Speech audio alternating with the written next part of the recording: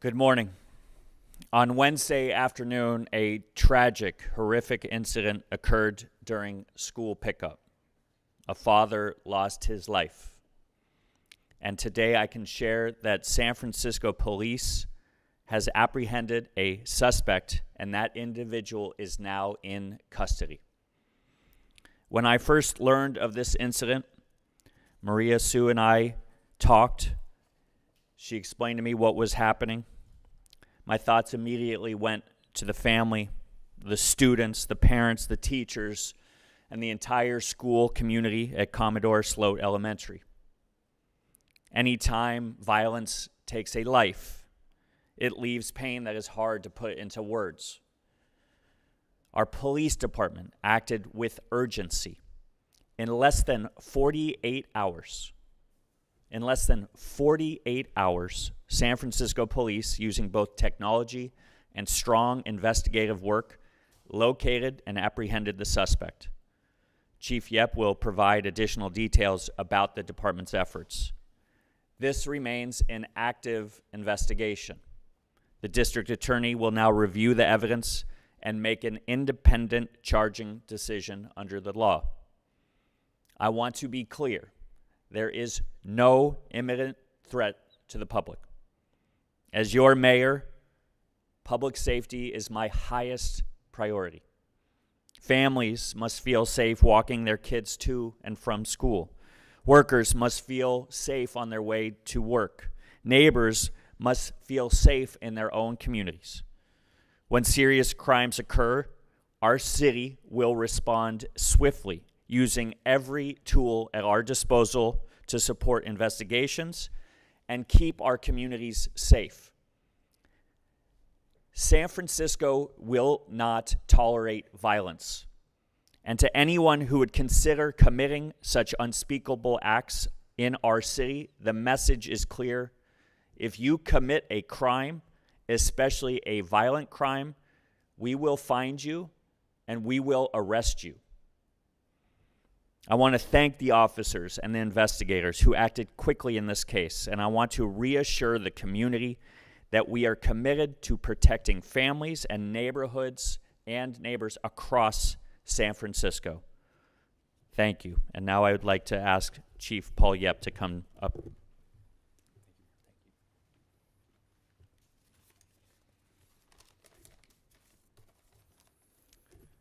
Thank you all for joining us today on such short notice. This morning, shortly before 9 a.m., San Francisco Police Department officers made an arrest in the homicide that occurred on Wednesday in the area of Junipero Serra Boulevard and Ocean Avenue in the Taraval district. The homicide was horrific. A father who was walking across the street with his son was fatally stabbed in the crosswalk after getting into an altercation with the suspect. Our hearts go out to the victim and his family in this case. We did everything we can to ensure justice is served. I know this case has been particularly disturbing to the community and to the parents and students at the San Francisco Unified School District. I want everyone to know there is no danger to the public. There is no danger to the public. The suspect is in custody. Immediately after this incident occurred, our officers began a tireless investigation to identify and apprehend the suspect. We were relentless. More than 60 officers from multiple bureaus worked around the clock on this case. We used our technology resources, like our ALPR, automated license plate reader cameras, a drone, and other tools to identify and locate him. I want to thank our Homicide Unit, our Investigations Bureau, our Field Operations Bureau, Special Operations Bureau, DMAC, the Real-Time Investigation Center, and the SFPD plainclothes officers. Your tireless work helped to make our city safer. After we identified the suspect, our officers tracked him to Tuolumne County, where this morning we placed him under arrest. He has been identified as 42-year-old Daniel Patrick Rodriguez. He is currently being brought back to San Francisco where he will be booked in county jail. I again want to thank all our partners who assisted in this case and worked with our community. We've been in touch with parents and family and working closely with the San Francisco Unified School District since this tragedy occurred. I also want to underscore that although this case is devastating, San Francisco remains one of the safest big cities in the nation. Last year, we had the lowest homicide rate since 1960. And this year, we're down 30% in homicides compared to last year. Every homicide is one homicide too many, and our officers will not rest until justice is served in every case. Our officers, the rank and file, are the reason why San Francisco is so safe. Again, I want to thank our officers for their tireless work in this case, and all our officers who work for all the work that they do every day to protect the public and bring justice to victims. I want to now introduce our District Attorney, Brooke Jenkins. Thank you, Chief Yep, and thank you, Mayor Lurie.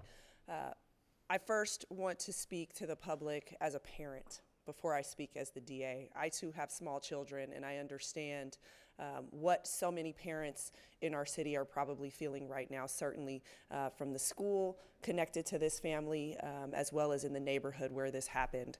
And we are committed and we remain committed to making sure that we have a safe San Francisco, although we know right now it doesn't feel that way.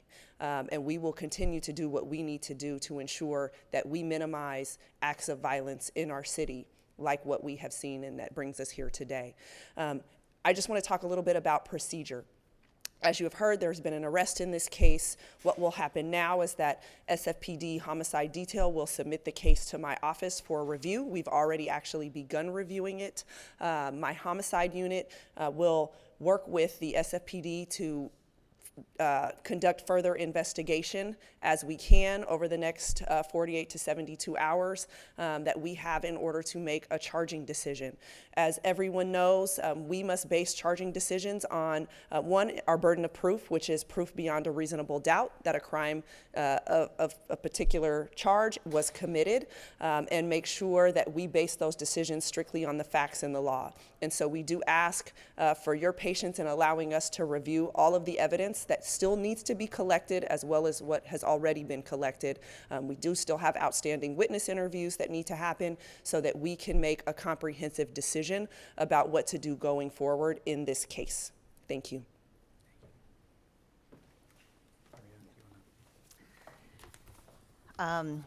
Thank you. Thank you, Mr. Mayor. Thank you, Chief Yap. Thank you, DA Jenkins, for just your swift work. I, too, am a parent, and actually my children went to Commodore Sloat Elementary School, and I live in the neighborhood, so this does feel very close to home. But I am so proud to live in a city where we have so many caring individuals, caring civic leaders who stood up and stepped in and helped our students, helped our community. First, just want to acknowledge that this was such a horrific tragedy that, quite frankly, at SFUSD, we've never experienced to this level.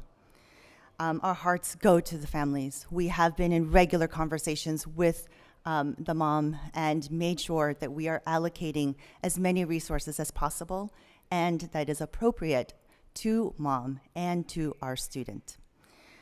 I have spent the last 72 hours over at Commodore Sloat with our amazing Principal Fauzia Abdul Qadar, as well as her teaching staff, making sure that we continue to provide the safe, secure, calm, and strong leadership that we know our school district must have at this moment in time and continue to have as we work through this situation. I want to particularly thank the first responders who came and aided our family, our school district staff who continue to show up with great resilience, and our nonprofit school partners who are providing that care that our students need right now, particularly right now. our schools are safe havens where our students can learn, play, and thrive. Safety is our number one priority, and we have many security measures to make sure that that is the case across all of our campuses. We regularly train our staff as well as all of our nonprofit partners in preparation for safety protocols, which is actually what we instituted when we heard of the incident. At this moment in time, all of our staff at Commodore Sloat is still continuing the safety protocol. Although the incident did happen off campus, we activated this protocol because we still had students near the place of the incident. We will continue to have the safety protocol for today, and we will continue to work with our local law enforcement officials to make sure that it is okay to lift that protocol. I just, again, greatly appreciate the partnership that we have with our city, particularly SFPD, who responded, who answered all my questions late into the night, as well as the Department of Public Health, who came to the call when I asked for additional mental health services to be allocated to the school to support our staff, support our parents, support our students. We cannot do that without the great partnership that we have. I know that there were many people behind the scenes also working on this situation, and I greatly appreciate that. This is a demonstration of what can happen when we, the city, come together in support of our students and our families, and of course, our school district community. I want to extend my great appreciation for the mayor and his leadership in making sure that we resolve this case quickly and making sure that we move forward to continuing to provide the safe care that our students need and deserve. Thank you. Take a few questions. I'm just kind of fascinated by this guy being arrested all the way in Tuolumne County. Is there any indication that these two knew each other? Any kind of details as to how this all started? We're not able to answer that question right now, and this case is under investigation. Yeah, okay. Yeah.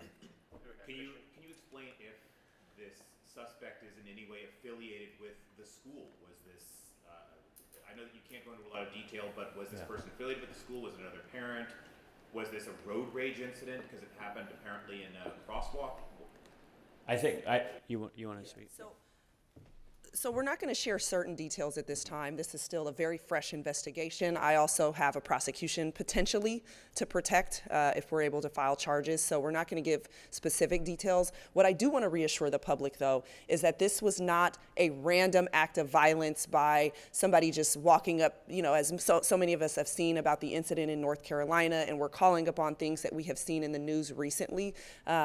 This was not an act of violence of that nature. And so I do want to reassure the public that that is the case. Is it accurate to say, I mean, I just heard this and I just want to confirm with you guys that the suspect hit the victim's son and that's when the altercation took place? Yeah, we can't get into the details as it's active investigation going on. Can you maybe elaborate on how this person was arrested? How did you guys actually get to him? Yeah, I'll let Commander McGuire. Good morning. My name's Tom McGuire. I'm the commander of the Investigations Bureau. Obviously, there's a lot of intricate details that we can't really share at this time due to what we're talking about here, securing the investigation. What I can tell you is that from the time that this occurred, that between the Field Operations Bureau, the Investigations Bureau, Special Operations Bureau, we deployed over 60 officers around the clock. Many of our officers haven't slept in a couple days. They've worked around the clock. With the community's cooperation and with utilization of technology and a major deployment of our police personnel, we were able to follow leads. They led us to Tuolumne County, and we made a safe arrest this morning. But that's pretty much all the details I can give you at this point. Tuolumne County law enforcement Christian, I'll come back to you. Let me just make sure we get everyone on the first round. Christian, you can follow up. Go for it. Finish that. Oh, I was just question. going to ask, were you working with Tuolumne County law enforcement? Were you guys working together on this to coordinate, trying to apprehend this? Anytime we respond out of county into another district, we always cooperate and liaison with our out of county partners, yes. I do want to ask about the child involved. I mean, a lot of parents can relate to that, and there's a lot of sadness for that. Obviously, very early on, I'm sure the school is providing counseling for the broader community, for the child specifically. Do we know how he's doing? Because he witnessed something pretty tragic. And the kind of service providing to him specifically moving forward. Like, tell us a little bit about the child, how the child is doing. Yes, so once again, thank you to DPH for activating their crisis response team. And the crisis response mental health therapists have been in communication with mom and child and grandma. We've also activated our own school district counselors and social workers to make sure that we are providing support to the child, but then also to the entire school community. This morning, I was at the school talking about how we were going to start doing empathy circles and work with children to talk about this incident, because we do hope one day to welcome our student back. The student will come back to our school. And we want to make sure that when that happens, we do it in a way where it is going to be welcoming. And our school will be prepared for student and for mom. Can you guys identify the gender? Is that a little boy, as we understand it? Is that? Yes, yes, he's a. Can I just add that my office will also, of course, as we do in any case, offer our victim services divisions resources to make sure that victims of crime in our city do get connected to resources going forward for mental health services, counseling, anything that they need during a process like this. Superintendent, you mentioned, I mean, and it was mentioned earlier too, this happened at around child pickup time. You talked about the protocols that your schools initiate. Can you talk a little bit about that and what parents should be aware of and how they can, best practices for them as well in something like this? Yes, so unfortunately the incident happened around, during the after-school hours. So it happened around 4:30-ish. And when we at the school realized what was happening and we were informed by SFPD, we entered into what we called a secure procedure, a secure protocol. And that meant all of our doors, all of our external doors were closed immediately. We brought all of the children back inside the school, because once again, after school hours, kids were outside, they were playing, and so we brought everyone back inside. We made sure that all external doors were closed. We made sure that there was only one single point of entry into the building and that everyone had to be buzzed in and buzzed out. Quite frankly, this is the protocol for all of our schools, but we actually had to activate it again for the after-school hours in this situation.